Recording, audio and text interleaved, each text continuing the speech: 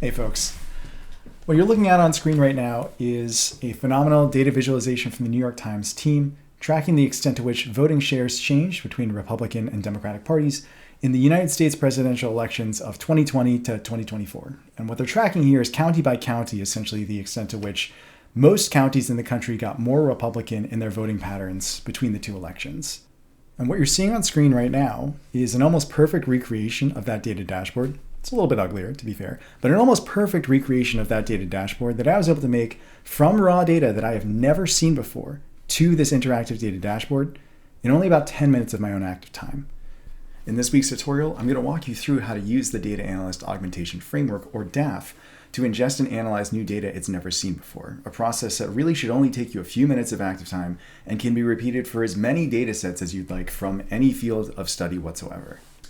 If you don't know what the Data Analyst Augmentation Framework is, DAAF is a fully open source, which is to say forever will be free, and I am not trying to sell you anything, but it is a fully open source workflow for Claude Code that allows skilled researchers and data analysts to rapidly scale their expertise and accelerate data analysis by as much as 5 to 10 times. And that's without sacrificing the transparency, rigor, or reproducibility demanded by our core scientific principles, and doing good research so that you can still produce work with AI that you can stand by and audit and ensure is doing exactly what you think it is every step of the way.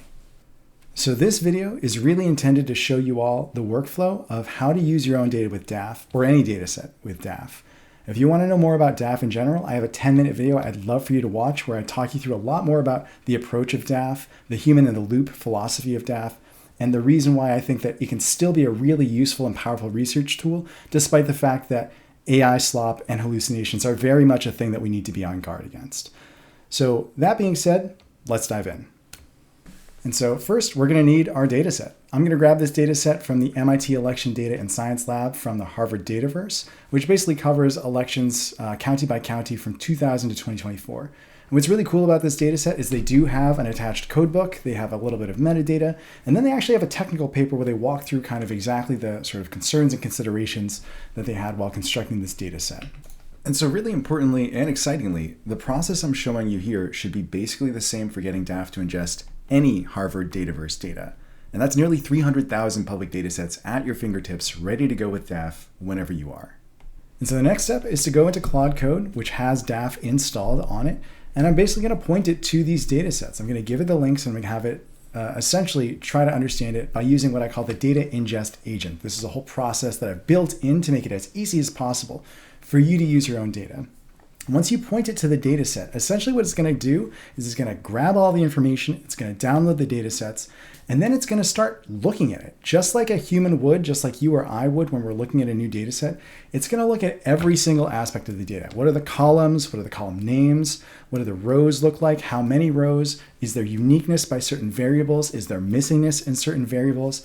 It's basically going to do a whole battery of data diagnostics to understand what's going on in the data. And then it's going to use any code books or papers or references that you provide for it to really understand it as well. But it's going to look at the data as the kind of primary source of truth and bring in any information that it can about those additional references as possible. Now, when it's done, it's going to get back to you, and it's essentially going to ask you a couple of clarifying questions and make sure, hey, like, I think this is what's going on in the data. I noticed these things. Do you want to confirm it? Do you have any more information about these things? And you can go ahead and weigh in to kind of give it more of that context before it goes on to the next step. And what it's doing next is essentially creating what's called a Claude skill. A skill is a way for agents, AIs, to basically take a bunch of information and put it in kind of like a modular bundle so that it can call that information up whenever it's actually relevant. In the case of DAAF, what I'm kind of doing, and one of the pieces of the secret sauce here, is that for every single data set that DAAF uses or that you introduce it to, it creates a skill. And that's going to teach it all of the ins and outs that it needs to know about the nuances of that data set, how to use it, what sort of characteristics it has, the missingness issues, coded values, interpretation, cautions, and concerns. It's all going to get stored in this skill. And that's what this data ingestion process is really focused on, is helping it to build this skill by manually checking and looking at all of the data inside and out. And you can see on screen right now, it's got kind of a lot of information. I'm going to encourage you throughout this video, pause the video, look at what's on screen, and see what you think about how it's kind of surfacing issues and how it's really thinking about some of the data. I think you will be really, really surprised at the nuance and the care with which it's able to kind of surface things that really good data scientists, good researchers, good data analysts would really need to pay attention to understand. And so that's really some of the secret sauce with the data ingestion process is you point it to a data source, you give it the references that you can, and then it produces this skill repository of knowledge that it can use and reference anytime you want it to use that data set in the future. And then really importantly, in addition to all of this data documentation that's produced, it's actually going to show you every single script that it used and all of the data diagnostics that it ran to understand the data so that you know exactly what it did and what it was thinking when it tried to understand the data. This is the secret sauce of DAAF. It is going to show you its work every step along the way. So you don't actually have to trust it. You can verify everything that it is doing for you. And that's really what makes this a potentially extremely valuable tool for scientists, is that there's full transparency, there's full auditability, and there's full reproducibility to everything that it's going to show you. That's really what's going to set DAAF apart from other frameworks that you might find online or Claude Code just vanilla on its own. So DAAF comes bundled and ready to analyze any of 40 plus education datasets from the Urban Institute Education Data Portal. But once you've ingested your own dataset skill, once you've created it with DAAF, DAAF treats your dataset like any other, and it can analyze it as a first-class citizen. So you can analyze your data alone or in combination with any of the other dataset skills DAAF has access to, running any of the three main engagement modes with it of targeted assist, discovery, and full pipeline mode. If you don't know what those are, please take a close look at my 10-minute video of DAAF, which I'll link in the description and on screen right now. Really, the best part here is that these skills are fully modular. You can take that folder that was just created through the data ingestion process, that skill folder, and share it with anyone else using DAAF, and it's like they've just ingested the data themselves. If you're willing and think others would want to use that same dataset, share that dataset skill back with the DAAF community. My hope and vision is that we can really get more and more skills together from more people and cover really an absolutely immense amount of ground to generate dataset skills for major public datasets across disciplines. There's really just an enormous potential for fostering an ecosystem of people building rigorous, careful dataset skills for research writ large, and I'm really excited to hopefully see more people participate there. So like I said, from here, we have the dataset skill loaded, and you can use any of the three main engagement modes with DAAF and your data. And the rest of this video is just bog standard walking through the full pipeline mode. There's really nothing special about it. I'll go back and forth with DAAF a few times to kind of give it some guidance, to talk a little bit more about its plan for the analysis. I'm going to ask it for new visualization style, and then I'm going to ask for interactivity. But that's really it. There is nothing fancy going on in the rest of this video. And something I want to emphasize is, as cool as it is, and intentionally, I really wanted to recreate that NYTimes visualization because I think it's a great demonstration to a different domain. It's visually really interesting.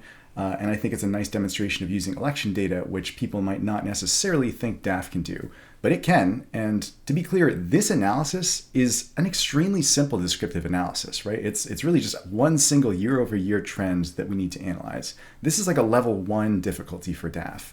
I have analyzed level 6, level 7 difficulties with DAAF in terms of research question complexity, in terms of pulling together like 13 different data sets from completely different arenas, and it handles it. It's complicated. It takes a much longer time. We're talking several hours running in the background, but fundamentally, it's still just me talking with Claude Code, typing a question, interacting with it every once in a while for a total of 5 to 10 minutes max before it actually produces the thing that I'm looking for. Maybe I give it a couple revisions. Maybe I ask it to change certain things. Maybe I ask it, oh, hey, like I found a bug, like please revise this thing. But overall, again, regardless of the complexity, DAAF is actually shockingly capable of handling it and extremely intervenable because of the nature of really making it a truly transparent, reproducible analytics system from the ground up.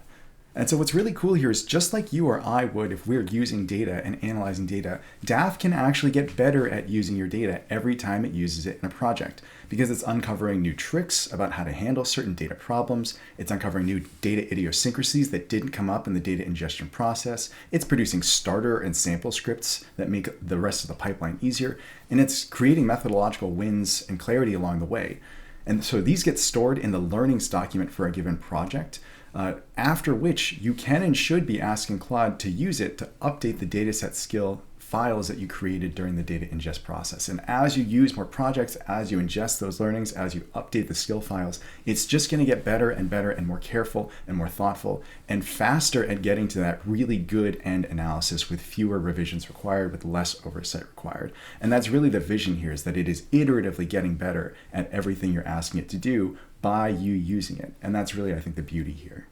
So hopefully this gives you a good start. There's a lot more to DAAF. I'm going to keep coming out with more videos as we go along to help reveal some more of the features, to help walk people through some of the tutorials, and then also to start adding new features, things like using open source models, things like building in different methodological skills, things like R language support, and so on. There's a lot more to come. I'm really excited about it. Please join the community, help me build this out, help me continue to make this a useful tool for more people, more researchers, more data scientists, and hopefully help us kind of push forward this frontier of how we can actually leverage these AI large language models for good, careful science, even though they are imperfect, even though they hallucinate.